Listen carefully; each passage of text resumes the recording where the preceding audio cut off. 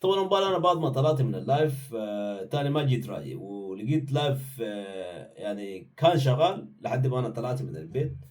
ولما جيت راجع الصباح جيت لقيت لايف انتهت.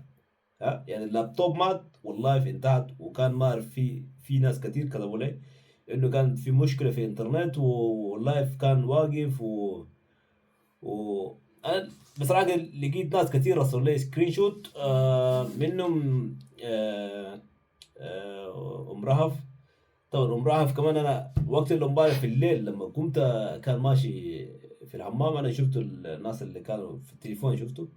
ما في اللابتوب، في التليفون. ام رهف، رغية، آه في انا مثلا 6 اشخاص كانوا قاعدين في اللايف.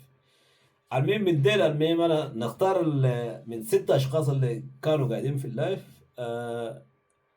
المهم ما كان يعني ما كان موجود في اللايف شخص واحد لحد ما اللايف انتهت. يعني لايف وقف لوحده ولابتوب مات والناس طلعوا يتخارجوا.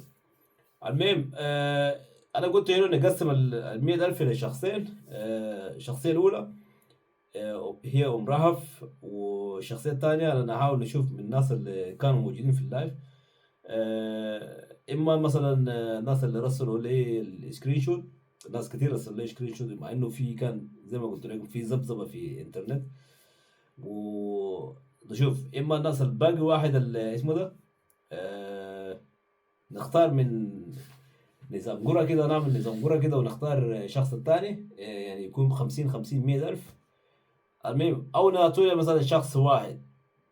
إذا مثلا المهم إذا شفت الفيديو لحد الساعة 8 كده، شوفوا قرروا الناس اللي كانوا موجودين في اللايف، اكتب لي في الكومنت منو كان موجود في اللايف. أنا متأكد 100% أم رهف كانت موجودة في اللايف. ورغية متأكد كانت موجودة في اللايف. آه المهم باقي الناس، الناس اللي كانوا موجودين في اللايف اكتب لي في الكومنت انك انت كنت موجود.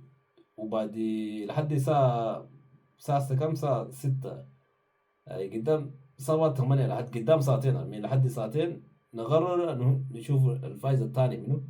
ونقوم ندي الناس 100,000 نقسمهم للشخصين 50,000 50,000. اوكي نشوفكم لحد بعد ساعتين ان شاء الله. واتمنى يكون من نصيبك.